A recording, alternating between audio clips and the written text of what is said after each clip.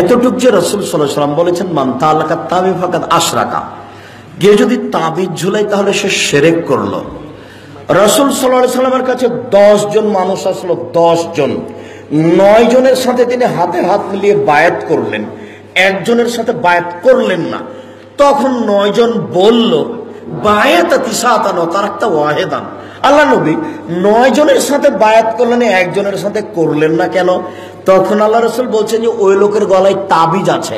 ফাতখা ইয়াদাহু ফাকাতাহা, লোকটা হাত গলায় ঢুকিয়ে তাবিজটা কেটে ফেললো। ফাবায়াহুন নবী সাল্লাল্লাহু আলাইহি সাল্লাম, তখন তার সাথে আল্লাহ নবী বায়াত করলেন। গলায় তাবিজ ঝোলানো, মাদুলি ঝোলানো, অষ্টধাতুর আংটি হাতে ব্যবহার করা, বালা তামার ব্যবহার করা শিরক, একেবারেই শিরক। এরকম মানুষ তাহাজ্জুদ পড়ে জান্নাত পাবে না। আগে আংটি খুলতে হবে, তারপরে আগে তাবিজ গলা থেকে কোমর থেকে খুলতে হবে, তারপরে সূরা ইয়াসিন দিয়ে যদি তাবিজ লিখে দেয় তাহলে আরো পাপ হলো। কেন?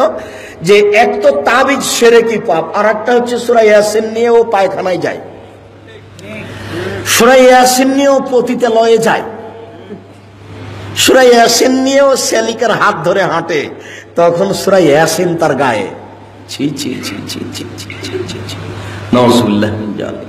মানুষ কত নিচে গেছে। শুকরিয়া, জাযাকুমুল্লাহ খায়র।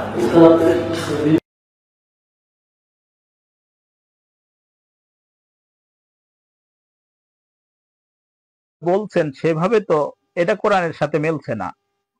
আমাদের একটা হাদিসে বলছেন, বুখারীর 7648 থেকে 52 নম্বর হাদিস, আমার নবীজি বলছেন সূরা নাস, সূরা ফালাক, সূরা ইখলাস, সূরা ফাতিহা এটাই হলো আমাদের জন্যই, মানে আল্লাহ নবীজি বলছেন এটাই হলো তোমাদের ঔষধ। তোমরা এটা পড়ে তার গায়ে ফু দিবে এবং তোমাদের গায়ে তুমি নিজেও ফু দিবে, কারণ এটা তোমাদের ঔষধ। সূরা নাস, সূরা ফালাক, সূরা ইখলাস, সূরা ফাতিহা এটা হলো আমাদের ঔষধ। তাহলে আমাদের ঔষধ করে পাঠিয়েছেন, কিন্তু মাদুলি এটা শিরিক কিনা আমি ওখানে যাচ্ছি, আগে এদিক থেকে আসি, তারপরে আমি আপনাদেরকে বোঝাচ্ছি। তো আল্লাহর নবীজির একটা হাদিসে বলছেন, বুখারীর 7648 নম্বর হাদিস, আল্লাহর নবীর সাহাবীরা সফরে গেলেন।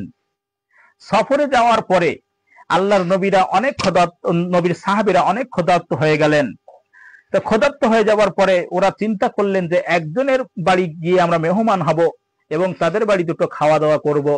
এখন সেই হিসাবে একজনের বাড়ি গেলেন, গিয়ে বললেন আমাদেরকে মেহমান হিসাবে রাখেন, আমরা অনেক ক্ষুধার্ত মানুষ। তো তারা বললেন যে না, আমরা কোনো মেহমান রাখবো না। এইভাবে তাদেরকে খেদিয়ে দিলেন। তো চলে যাওয়ার মানে তারা চলে যাচ্ছেন, সেই সময় তাদের যে সর্দার, সেই সর্দারের সাপে কাটলেন। সাপে কাটার পরে তারা অনেক ঝাড়ফুঁক করলেন, অনেক ঔষধ তাদেরকে তাকে দিলেন, কিন্তু কোনো ঔষধে কাজ হয় নাই। তো একজন লোক এসে বললেন যে চলো ওনাদের কাছে কোনো ঔষধ আছে কিনা, ওনাদেরকে একটু ধরে আনি, ওনাদেরকে আমরা ডেকে আনি। তখন তারা দেখলেন, হাই, ওনাদেরকে ডেকে আনি, দেখি ওদের কাছে ঔষধ আছে কিনা।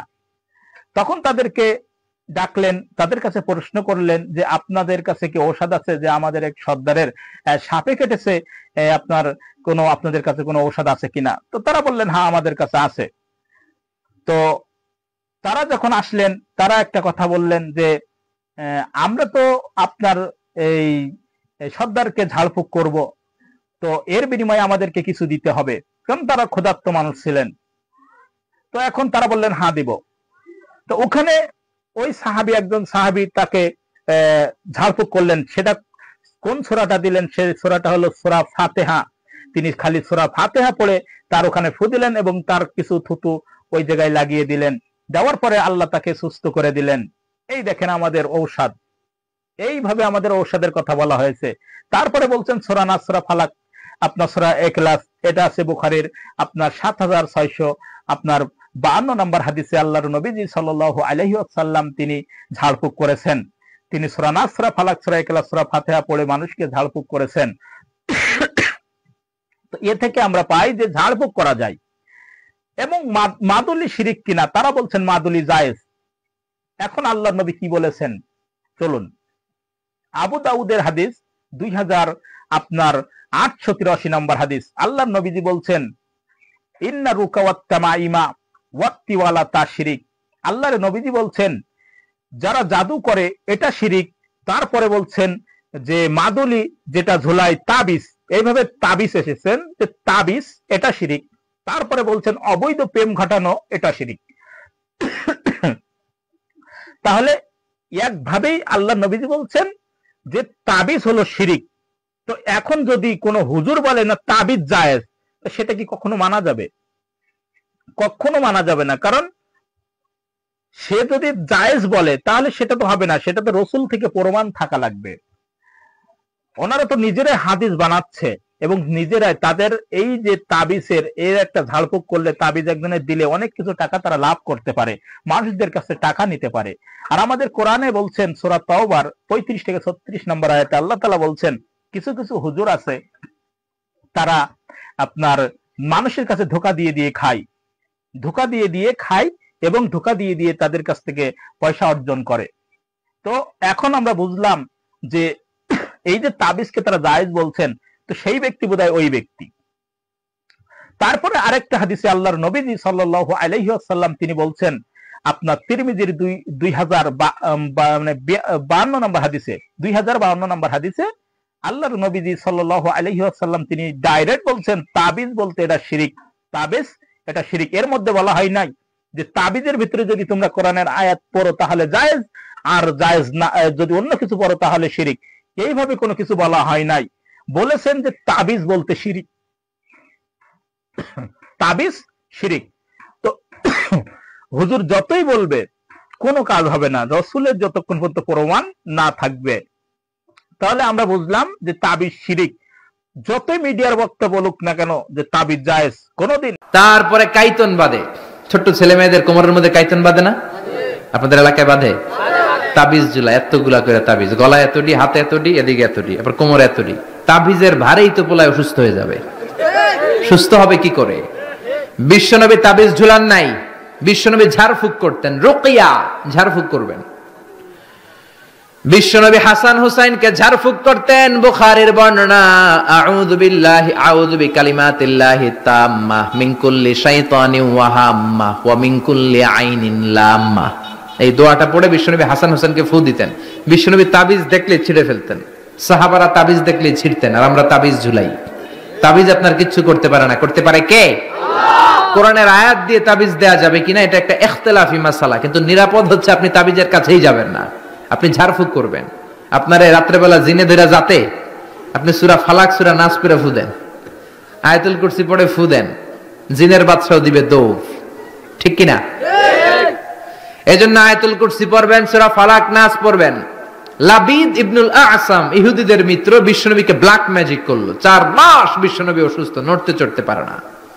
বিশ্বনবী 4 মাসে তাবিজ ঝুলায় নাই। 4 মাস পরে সাইয়েদনা জিব্রাইল সূরা ফালাক সূরা নাস নিয়ে নাজিল হয়ে যায়। 2 সূরার মধ্যে 11টা আয়াত। বিশ্বনবীর নিয়ে একটা কুয়ার কাছে যে সাইয়েদনা জিব্রাইল বললেন, ও নবী কুয়ার ঢাকনা তোলেন, দেখবেন একটা চিরুনি আছে।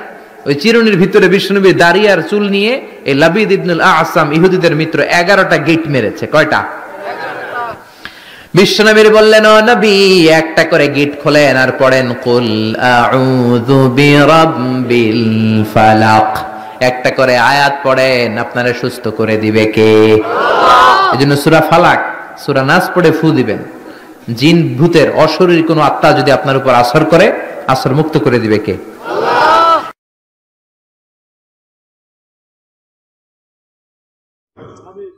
তাবিজ কি আসলে শিরক? হ্যাঁ, সন্দেহ হয় নাকি?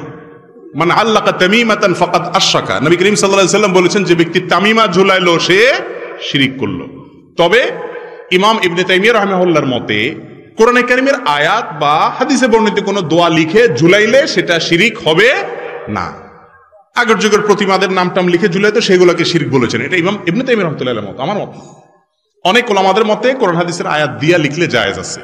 কিন্তু তাবিজের মধ্যে বেশিরভাগ তাবিজ যারা দেয় দেখবেন ফেরাউন, কারুন, নমরুদ, হামান, শয়তান এসব লেখে। ইয়া জিব্রাইল, ইয়া মিকাইল, এগুলো যে হারাম এ ব্যাপারে কোনো সন্দেহ নাই। আর 2 নম্বর কথা হলো যে তাবিজ ব্যবহার করা, দেওয়া, এটা যে সুন্নাহ বিরোধী কাজ, এটার বিরোধিতা করার মতো কোনো মৌলবী দুনিয়াতে জন্ম নেয় নাই। কারণ রাসূল করিম সাল্লাল্লাহু আলাইহি ওয়াসাল্লাম জীবনে কখনো তাবিজ ব্যবহার করেন নাই, কাউকে তাবিজ দেন নাই। তিনি কি করছেন? ঝাড়ফুঁক করেছেন। ঝাড়ফুঁক, সূরা ইখলাস, সূরা ফালাক, সূরা নাস, সূরা ফাতিহা পড়ে পানিতে ফু, তেল পড়া, শরীরে ফু, এগুলো জায়েজ। এগুলো তিনি জায়েজ না, শুধু সুন্নাহ। কিন্তু তাবিজ নবী করিম সাল্লাল্লাহু আলাইহি ওয়াসাল্লাম ব্যবহার কখনো করেন নাই। তো আমরা তো নবীজি যেটা করছে সেটা করা উচিত, ঠিক না? ঠিক।